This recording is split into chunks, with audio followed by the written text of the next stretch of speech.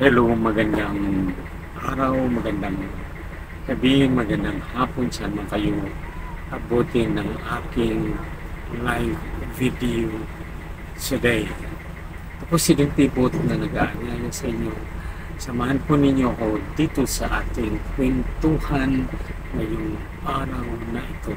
Mga kaibigan, magtatanong po tayo, gaano ba katagal kung gaano ba kadali ang mag-apply ng ID sa SSS. Ito ba ay madali o ito ba ay matagal? Mga kababayan, alam po ninyo, ako po ay nag-apply tungkol sa aking ID dahil nawala po ang aking ID. Ang aking SSID ay nawala po. Ngayon, pumunta po ako sa SSID sa ISIS at nagkuha po ako ng affidavit, nagbayad po ako at kapag nawala po ang inyong ID, hindi ka po pwedeng magpa-notaryo o magpa-affidavit sa labas. Kailangan din ka mismo sa loob ng SSS mag-apalos o affidavit. Ngayon, ginawa ko ang lahat ng kanilang mga sinabi sa akin at nagkaroon ako ng pagkakataon na captured po ako. Ngunit sabi nila po ay sinasabi nila na mga 1 year daw po ang processing ng naturang ID. At nakatanggap na nga po ako ng ang tawag ba doon, yung papel na ibig sabihin parang claim stub. Yun, claim stub. At ito pong claim stub na sinasabi nila ay pag dumating daw i-claim natin or i-pick up natin sa kanila, mag-text or mag-chat daw sila sa internet or sa ating email or mag-email sila sa atin na kukunin na po natin ang ating ID kung tapos na. Sad to see po, papakita ko po sa inyo yung aking stub claim ha. Titingnan po natin kung ilang taon na po, kailan po ito nakuha or kailan po ako nag-apply ng naturang ID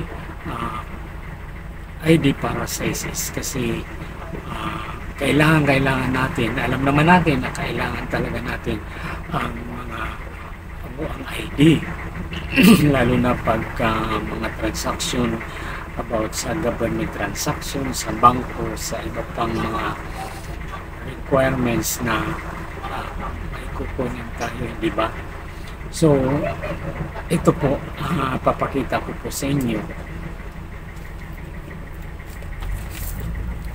ang claim stub na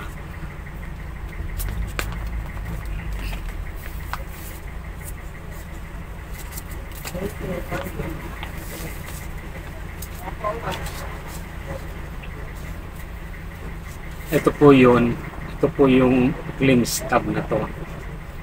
Titingnan po natin kung kailan po ito, itong claim stub na ito. Ayan, claim stub po ang tawag dito, or acknowledgement stub, acknowledgement stub. Ito po ay noong October 3, 2022 po na nag-file ako. Imagine nyo, 2024 na po ngayon, February 20. So ilang taon na po. Ako po ay naguguluhan, mga kababayan. Bakit kapag tayo ay magbayad, napakabilis nilang magtanggap sa ating mga bayad sa contribution? Pero about na po sa mga pangangailangan natin tulad ng ID ay napakabagal. Noong January 2024 po, ay pumunta po ako sa kanila sa SSS at nagtanong po ako kung available na po ba yung ID. Ang sagot po sa akin, mga kaibigan, ay ganito: hindi pa nga po daw napaprocess yan at wala pa pong ibig sabihin yung wala pang contractor dyan na gagawa sa naturang mga ID. Sus Mariosip, ano na lang o mga kaibigan, 2022 pa po, October 3, at ngayon po ay March or February 2024, ilang taon na po. Ang tanong ko po sa inyo noon, ang tanong po namin mga kaibigan noon, nag-apply kami, kung ilang buwan, sabi 6 months to 1 year. My goodness, bakit ganun katagal? Panawagan po namin sa mga taga-SSS, bakit ang tagal-tagal?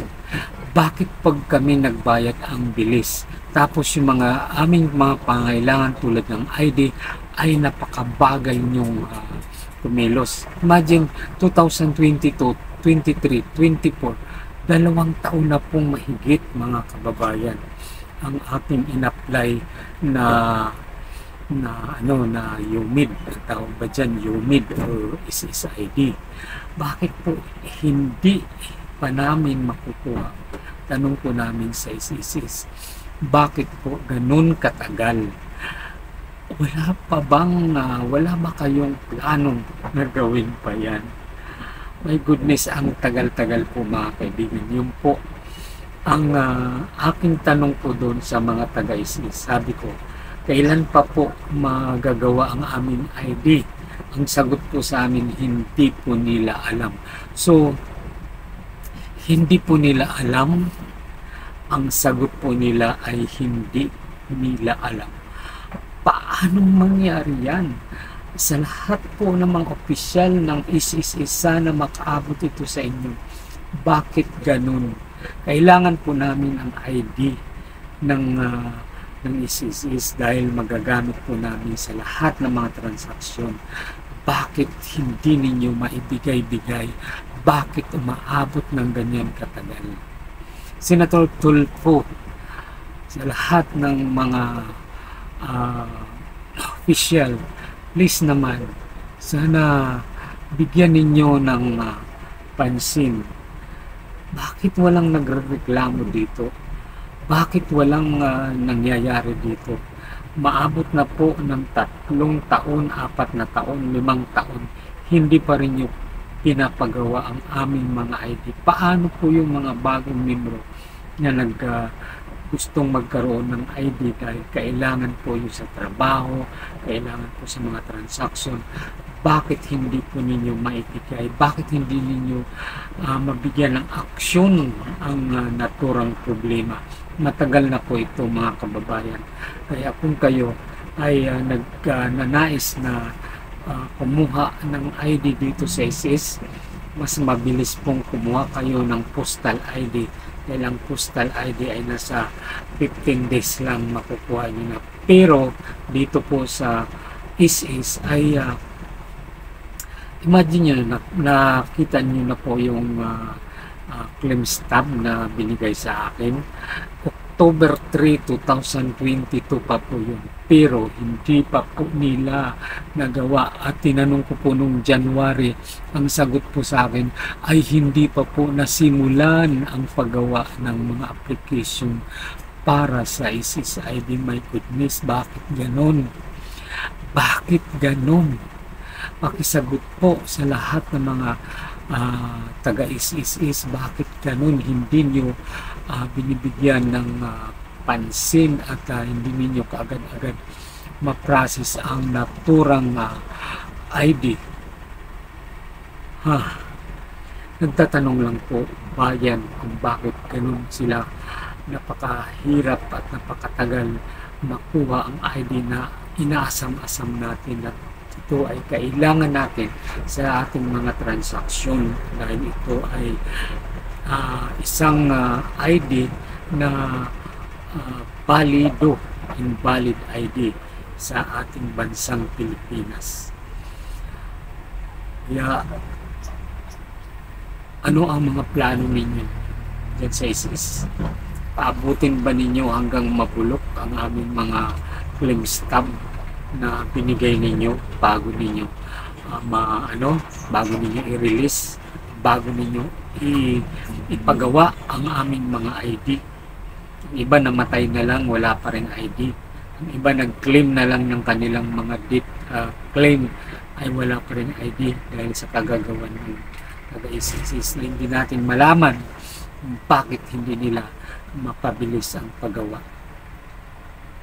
Kailangan pa ba dyan na mga kyaw-kyaw? Alam nyo, pumunta ako doon, hindi nila papayagan at hindi nila ibabalid ang ating pag nawala ang ID ninyo ay hindi nila papayagan na doon ka sa labas magpakuha ng joint or ng affidavit of loss, kundi doon mismo sa loob ng ISIS office.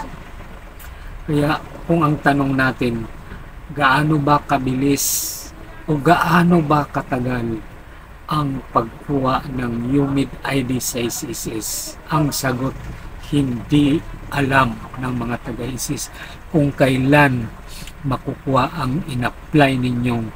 Halimbawa ngayon kayo mag-a-apply ng ID, magbibilang kayo ng 3 taon hanggang 5 taon, 4 taon, hindi nila alam kung kailan simulan o kailan makukuha ang ID na ina-apply natin. Ganyan kakupan ang mga taga-ISIS, mga kaibigan. Ganyan kabagal at ganyan sila ano bang masasabi natin, tamad. Wala ba silang plano na para magbigay ng mabilis na serbisyo? At kung tayo magbayad, napakabilis, tinatanggap agad. Pero kapag tayo nangangailangan tulad ng ID, ay bakit napakabagal? Kaya mga kababayan, kung gusto nyong mag-apply, ewan ko, maging taga-ISIS ay hindi nila alam kung kailan magagawa ang aplikasyon noong 2022 hanggang ngayon ay hindi pa daw nila napapagawa. Paano kung senior na nawala ng ID, namatay na lang, wala pa rin ID? Kawawa naman si Juan de la Cruz. Mga kababayan, yan po ang ating topic ngayon na napakahirap.